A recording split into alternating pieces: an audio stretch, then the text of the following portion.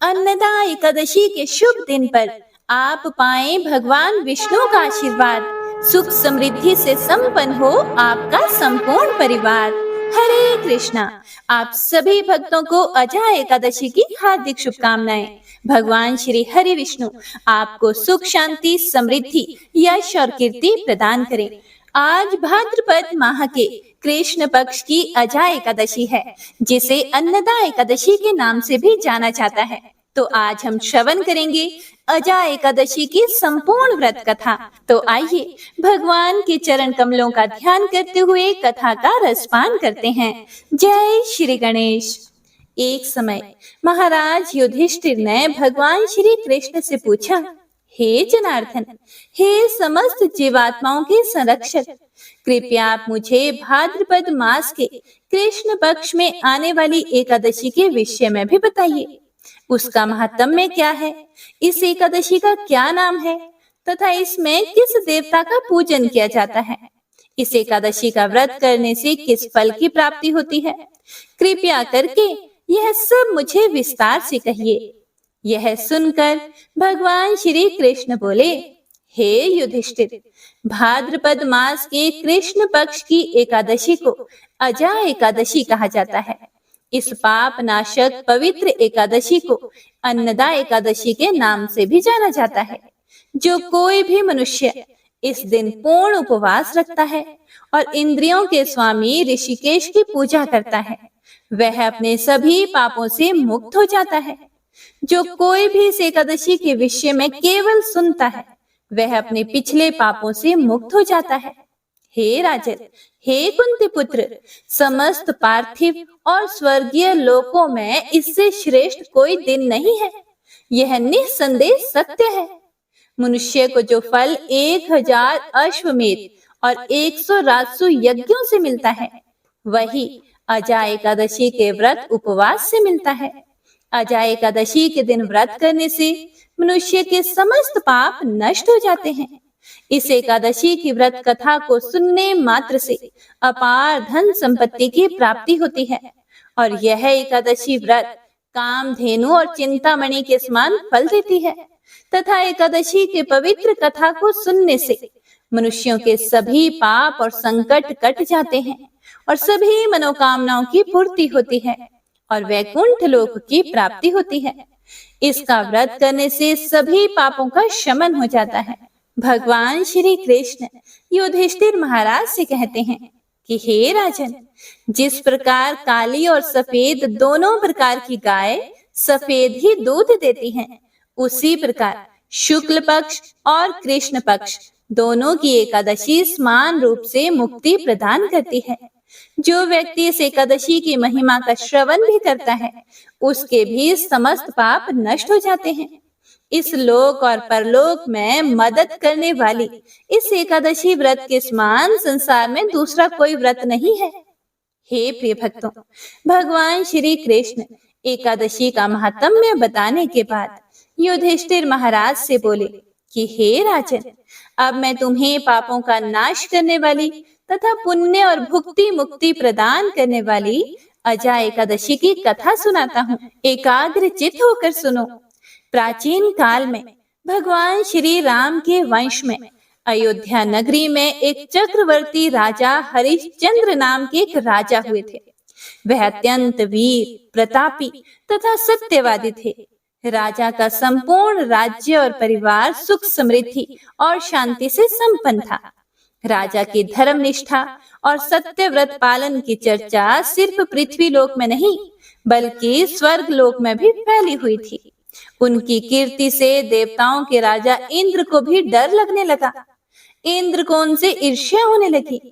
इंद्र ने महर्षि विश्वामित्र को हरिश्चंद्र की परीक्षा लेने के लिए उकसाया। इंद्र के कहने पर महर्षि विश्वामित्र जी ने योग बल से राजा को ऐसा सपना दिखाया कि राजा स्वप्न में ऋषि को सब कुछ दान कर रहे हैं। दूसरे दिन जब राजा उठे तो महर्षि विश्वामित्र अयोध्या आए और अपना राज्य मांगने लगे। स्वप्न में दिए गए दान को भी राजा ने स्वीकार कर लिया और विश्वामित्र जी को सारा राज्य दे दिया। महाराजा हरिश्चंद्र पृथ्वी भर के सम्राट थे। अपना पूरा राज्य उन्होंने दान कर दिया था। अब दान की हुई भूमि में रहना उचित ना समझकर स्त्री तथा पुत्र के साथ वह काशी आ गए, क्योंकि पुराणों में ऐसा वर्णन आता है कि काशी भगवान शंकर के त्रिशूल पर बसी है। इसीलिए यह पृथ्वी में होने पर भी पृथ्वी से अलग मानी जाती है। अयोध्या से राजा हरिश्चंद्र जब चलने लगे, तब विश्वामित्र जी ने कहा कि जप तप दान आदि दक्षिणा दिए बिना सफल नहीं होते। तुमने इतना बड़ा राज्य दिया है, तो उसकी दक्षिणा में 1000 सोने की मोहरें और दो। राजा हरिश्चंद्र के पास अब धन कहाँ था? राज्य दान करने के साथ राज्य का सब धन तो अपने आप ही दान हो चुका था। ऋषि को दक्षिणा देने के लिए 1 महीने का समय लेकर राजा काशी चले गए। काशी में उन्होंने अपनी पत्नी को एक ब्राह्मण के हाथ बेच दिया। राजकुमार रोहिताश्व छोटा बालक था और प्रार्थना करने पर ब्राह्मण ने उसे अपनी माता के साथ रहने की आज्ञा दे दी और स्वयं अपने आप को राजा हरिश्चंद्र ने एक चांडाल के हाथ बेच दिया। इस प्रकार ऋषि विश्वामित्र को 1000 मोहरें दक्षिणा में दे दी। महारानी अब ब्राह्मण के घर में दासी का काम करने लगी और उधर चांडाल के सेवक होकर राजा हरिश्चंद्र शमशान घाट की चौकीदारी करने लगे। वहां जो मुर्दे जलाने के लिए लाए जाते, उनसे कर लेकर तब उन्हें जलाने का काम चांडाल ने उन्हें सौंप रखा था। लेकिन राजा ने इस आपत्ति के काम में भी सत्य का साथ नहीं छोड़ा। अब इसी प्रकार उसे कई वर्ष बीत गए, तो उसे अपने इस नीच कर्म पर बड़ा दुख हुआ और वह इससे मुक्त होने का उपाय खोजने लगा। वह सदैव इसी चिंता में रहने लगा कि अब मैं क्या करूं, कहां जाऊं, किस प्रकार इस नीच कर्म से मुक्ति पाऊं। हे प्रिय भक्तों, एक बार की बात है, वह इसी चिंता में बैठा हुआ था कि गौतम ऋषि उसके पास पहुंचे। हरिश्चंद्र ने उन्हें प्रणाम किया और अपनी दुख भरी कथा ऋषि को सुनाने लगा। राजा हरिश्चंद्र की दुख भरी कथा सुनकर महर्षि गौतम भी अत्यंत दुखी हुए और उन्होंने राजा से कहा, हे राजन, किसी पूर्व जन्म के पाप के कारण आपकी यह दशा हुई है। भादो के कृष्ण पक्ष की एकादशी का नाम अजा एकादशी है। तुम इस एकादशी का विधान पूर्वक व्रत करो, कथा सुनो तथा रात्रि को जागरण करो। इससे तुम्हारे सभी पाप नष्ट हो जाएंगे। महर्षि गौतम इतना कहकर आलोक हो गए। अजा नामक एकादशी आने पर राजा हरिश्चंद्र ने महर्षि के कहे अनुसार विधान पूर्वक उपवास तथा रात्रि जागरण किया। एक दिन राजकुमार रोहिताश्व ब्राह्मण की पूजा के लिए फूल चुन रहा था कि गलती से उसे सांप ने काट लिया।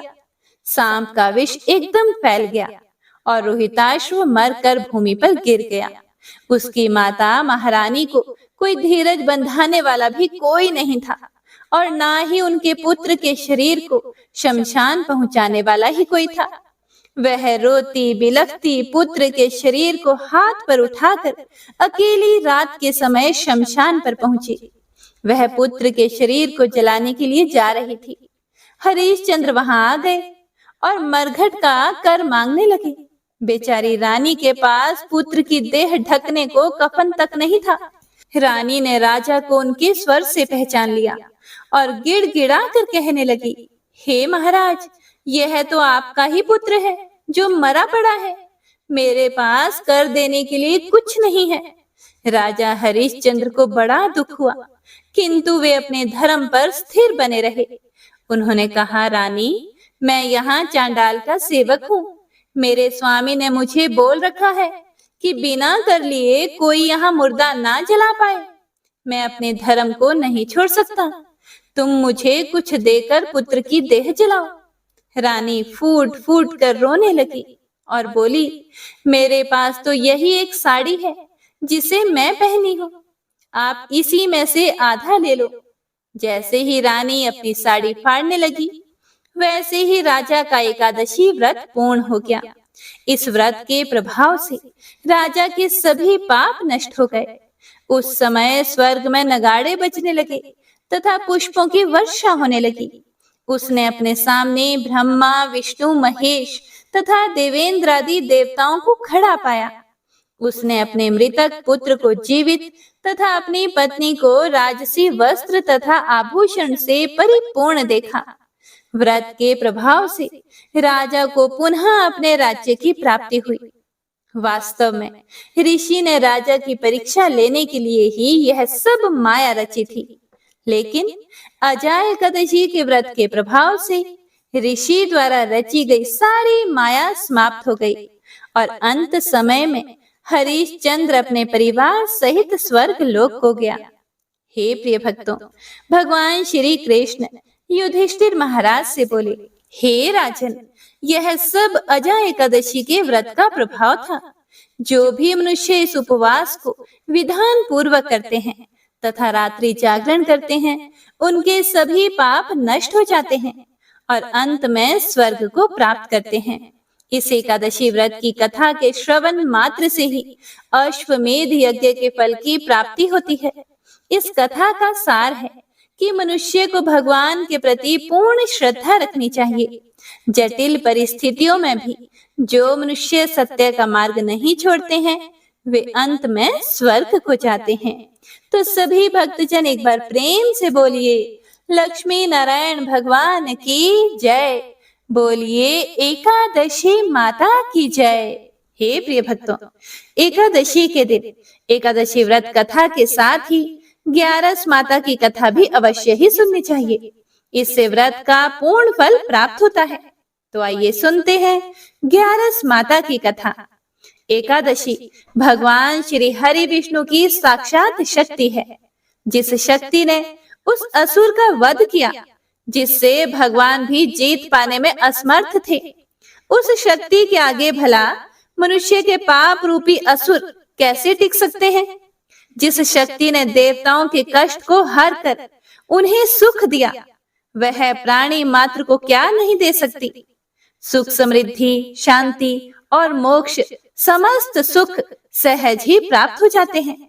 हे प्रिय भक्तों, 11 माता की भक्ति में इतनी शक्ति है कि जिसके प्रभाव से मनुष्य को सहज ही सभी प्रकार के सुख प्राप्त होते हैं और अंत समय में मोक्ष की प्राप्ति होती है। 11 माता की कथा के अनुसार सतयुग में एक महाभयंकर दैत्य हुआ करता था। उस दैत्य का नाम था मूर। उस दैत्य ने इंद्र आदि सभी देवताओं पर विजय प्राप्त करके उन्हें उनके पद से हटा दिया था। तब इंद्र आदि देवताओं ने भगवान शंकर से प्रार्थना की कि हे भोलेनाथ, हम सभी देवता मूर दैत्य के अत्याचारों से दुखी होकर मृत्यु लोक में अपना जीवन व्यतीत कर रहे हैं। राक्षस के भय से हम बहुत दुख और कष्ट भोग रहे हैं। मैं स्वयं बहुत दुखी और भयभीत हूँ। अन्य देवताओं की तो बात ही क्या करें। इसीलिए हे कैलाशपति, कृपया करके आप मूर दैत्य के अत्याचार से बचाने का कोई उपाय बताइए। हे प्रिय भक्तों, देवराज इंद्र की प्रार्थना सुनकर भगवान शंकर ने कहा, हे देवेंद्र, आप भगवान श्री हरि विष्णु की शरण में जाइए। मधु कैटभ का संहार करने वाले भगवान श्री हरि विष्णु देवताओं को अवश्य ही इस भय से मुक्त करेंगे। भगवान शंकर के आदेश के अनुसार इंद्र तथा अन्य सभी देवता क्षीर सागर गए, जहां पर भगवान श्री हरि विष्णु शेष शैया पर विराजमान थे। इंद्र सहित सभी देवताओं ने भगवान श्री हरि विष्णु को देखा और उनके सामने उपस्थित होकर उनकी स्तुति करने लगे। देवता कहने लगे, हे तीनों लोकों के स्वामी, आप स्तुति करने योग्य हैं। हम सभी देवताओं का आपको कोटि कोटि प्रणाम है। हे दैत्यों के संहारक, हम आपकी शरण में हैं। आप हमारी रक्षा करें। हे त्रिलोकपति, हम सभी देवता दैत्यों के अत्याचार से भयभीत होकर आपकी शरण में आए हैं। इस समय दैत्यों ने हमें स्वर्ग से निकाल दिया है और हम सभी देवता बड़ी ही दयनीय स्थिति में मृत्यु लोक में घूम रहे हैं। अब आप ही हमारे रक्षक हैं, हमारी रक्षा करें। हे जगन्नाथ, आप हमारी रक्षा करें। देवताओं की करुण पुकार सुनकर भगवान श्री हरि विष्णु बोले, हे देवगणों, वह कौन सा दैत्य है जिसने देवताओं को जीत लिया है? आप सभी देवगण किसके भय से पृथ्वी लोक में भटक रहे हैं? क्या वह दैत्य इतना बलवान है जिसने इंद्र सहित सभी देवताओं को जीत लिया है? तुम निर्भय होकर मुझे सब हाल बताओ। भगवान श्री हरि विष्णु के इन स्नेहमयी वचनों को सुनकर देवेंद्र ने कहा, हे प्रभु, प्राचीन काल में ब्रह्म वंश में उत्पन्न हुआ नाड़ी जंगम नाम का एक असुर था, जिसका मूर नामक एक पुत्र है, जो चंद्रवती नामक नगरी में निवास करता है, जिसने अपने बल से मृत्यु लोक और देवलोक को जीत लिया है और सभी देवताओं को देवलोक से निकालकर अपने दैत्य कुल के असुरों को इंद्र, अग्नि, यम, वरुण और चंद्रमा आदि सभी को लोकपाल बना दिया है। वह स्वयं सूर्य बनकर पृथ्वी को तापता है और स्वयं मेघ बनकर जल की वर्षा करता है।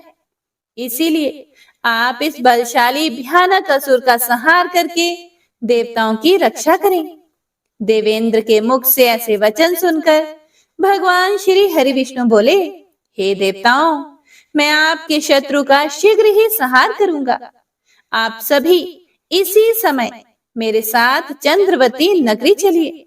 देवताओं की पुकार पर भगवान श्री हरि विष्णु तुरंत ही उनके साथ चल पड़े और उधर दैत्यराज मूर ने अपने तेज से जान लिया था कि भगवान श्री हरि विष्णु युद्ध की इच्छा से उसकी राजधानी में आ रहे हैं। इसीलिए अपने राक्षस योद्धाओं के साथ वह भी युद्ध भूमि में आकर गरजने लगा और देखते ही देखते युद्ध प्रारंभ हो गया। युद्ध शुरू होने पर अनगिनत असुर अपने अस्त्र शस्त्रों को धारण करके देवताओं से युद्ध करने लगे, लेकिन देवता तो पहले से ही डरे हुए थे। वह अधिक देर तक राक्षसों का सामना ना कर सके और भाग खड़े हुए। तब भगवान श्री हरि विष्णु स्वयं युद्ध भूमि में आ गए। दैत्य पहले से भी ज्यादा जोश में भरकर भगवान श्री हरि विष्णु से युद्ध करने लगा। वे अपने अस्त्र शस्त्रों से उन पर भयानक प्रहार करने लगा। दैत्यों के आक्रामक वारों को श्री हरि विष्णु अपने चक्र और गदा के प्रहारों से नष्ट करने लगे। इस युद्ध में अनेक दैत्य सदा के लिए मृत्यु की गोद में समा गए, किंतु दैत्यराज मूर भगवान विष्णु के साथ निश्चल भाव से युद्ध करता रहा। उसका तो जैसे अभी बाल भी बांका नहीं हुआ था। वह बिना डरे युद्ध कर रहा था। भगवान विष्णु मूर को मारने के लिए जिन जिन शस्त्रों का प्रयोग करते, वे सब उसके तेज से नष्ट होकर उस पर पुष्पों के समान गिरने लगते। अनेक अस्त्र शस्त्रों का प्रयोग करने पर भी भगवान श्री हरि विष्णु उससे जीत ना सके। तब वे आपस में मल्ल युद्ध करने लगे। भगवान श्री हरि विष्णु उस असुर से देवताओं के लिए सहस्त्रों वर्षों तक युद्ध करते रहे, किंतु उस असुर से जीत ना सके। अंत में भगवान विष्णु शांत होकर विश्राम करने की इच्छा से बद्रिकाश्रम स्थित 38 कोस लंबी एक द्वार वाली हेमवती नाम की एक गुफा में प्रवेश कर गए। उस गुफा में भगवान ने शयन किया। भगवान विष्णु के पीछे पीछे वह दैत्य भी चला आया। भगवान श्री हरि विष्णु को सोता हुआ देखकर वह दैत्य उन्हें मारने को तैयार हुआ। वह सोच रहा था कि आज तो मैं अपने चिर शत्रु को मारकर हमेशा हमेशा के लिए निष्कंटक हो जाऊंगा। लेकिन उसकी यह इच्छा पूर्ण ना हो सकी, क्योंकि उसी समय भगवान श्री हरि विष्णु की देह से एक दिव्य वस्त्र धारण किए हुए एक अत्यंत मोहिनी देवी उत्पन्न हुई और राक्षस को ललकार कर उससे युद्ध करने लगी। उस देवी को देखकर राक्षस को घोर आश्चर्य हुआ और वह सोचने लगा कि यह ऐसी दिव्य कन्या कहां से उत्पन्न हुई। और फिर वह असुर उस कन्या से लगातार युद्ध करता रहा। कुछ समय बीतने पर उस देवी ने क्रोध में आकर उस दैत्य के अस्त्र शस्त्रों के टुकड़े टुकड़े कर दिए। अब तो उस दैत्य को बड़ा ही क्रोध आया और वह सारी मर्यादाएं भंग करके उस देवी से मल्लयुद्ध करने लगा। उस तेजस्वी कन्या ने उसको धक्का मारकर मूर्छित कर दिया और उसकी मूर्छा टूटने से पूर्व ही उसका सिर काटकर धड़ से अलग कर दिया। और सिर काटते ही वह असुर पृथ्वी पर गिरकर मृत्यु को प्राप्त हुआ और बाकी बचे हुए असुर अपने राजा का ऐसा दुखद अंत देखकर भयभीत होकर पाताल लोक में भाग गए। भगवान श्री हरि विष्णु जब निद्रा से जागे तो उस असुर को मरा हुआ देखकर उन्हें घोर आश्चर्य हुआ और वे सोचने लगे कि इस महाबली को किसने मारा है। तब वह तेजस्वी कन्या श्री हरि से हाथ जोड़कर बोली, हे जगदीश्वर, यह असुर आपको मारने को तत्पर था। तब मैंने आपके शरीर से उत्पन्न होकर इस असुर का वध किया है। देवी की बात सुनकर भगवान श्री हरि विष्णु बोले कि तुमने इस असुर को मारा है, इसीलिए हे देवी मैं तुमसे अत्यंत प्रसन्न हूँ। इसे मारकर तुमने तीनों लोकों के देवताओं के कष्ट को हरा है, इसीलिए तुम अपनी इच्छा अनुसार वरदान मांग लो, मैं तुम्हारी प्रत्येक इच्छा को पूर्ण करूंगा। भगवान की बात सुनकर वह देवी बोली कि हे प्रभु, मुझे यह वरदान दीजिए कि जो भी मनुष्य या देव मेरा व्रत करे उसके सभी पाप नष्ट हो जाएं और अंत में उसे स्वर्ग लोक की प्राप्ति हो। मेरे व्रत का आधा फल रात्रि को मिले और उसका आधा फल एक समय भोजन करने वाले को मिले। जो श्रद्धालु भक्ति पूर्वक मेरे व्रत को करें वे निश्चय ही वैकुंठ लोक को प्राप्त करें। जो मनुष्य मेरे व्रत में दिन तथा रात्रि को एक बार भोजन करें वह धन धान्य से भरपूर रहे। कृपया करके मुझे ऐसा वरदान दीजिए। भगवान श्री हरि विष्णु ने कहा, हे देवी, ऐसा ही होगा। मेरे और तुम्हारे भक्त एक ही होंगे और अंत में संसार में प्रसिद्धि को प्राप्त होकर मेरे लोक को प्राप्त करेंगे। हे कल्याणी, तुम एकादशी को पैदा हुई हो, इसीलिए तुम्हारा नाम भी एकादशी हुआ। तथा जो मनुष्य इस दिन व्रत करेंगे उनके समस्त पाप समूल नष्ट हो जाएंगे। तुम मेरे लिए अब तीज, अष्टमी, नवमी और 14 से भी अधिक प्रिय हो। तुम्हारे व्रत का फल सभी तीर्थों के फल से भी महान होगा। यह मेरा अकाट्य कथन है। इतना कहकर भगवान श्री हरि विष्णु उसी स्थान पर अंतर ध्यान हो गए। तो सभी प्रेम से बोलिए, एकादशी माता और विष्णु भगवान की जय। ओम जय एकादशी, जय एकादशी, जय एकादशी माता। विष्णु पूजा व्रत को धारण कर शक्ति मुक्ति पाता। तेरे नाम गिनाऊं देवी भक्ति प्रदान करनी। गण गौरव की देनी माता शास्त्रों में वरनी। ओम जय एकादशी, जय एकादशी माता। विष्णु पूजा व्रत को धारण कर शक्ति मुक्ति पाता। मार्गशीर्ष के कृष्ण पक्ष की उत्पन्ना। विश्व तारिणी जन्मी। शुक्ल पक्ष में हुई मोक्षदा मुक्तिदाता बन आई। ओम जय एकादशी, जय एकादशी माता। विष्णु पूजा व्रत को धारण कर शक्ति मुक्ति पाता। पौष के कृष्ण पक्ष की सफला नामक है। शुक्ल पक्ष में होए पुत्र आनंद अधिक रहे। ओम जय एकादशी, जय एकादशी माता। विष्णु पूजा व्रत को धारण कर शक्ति मुक्ति पाता। नाम षटतीला माघ मास में कृष्ण पक्ष आवे।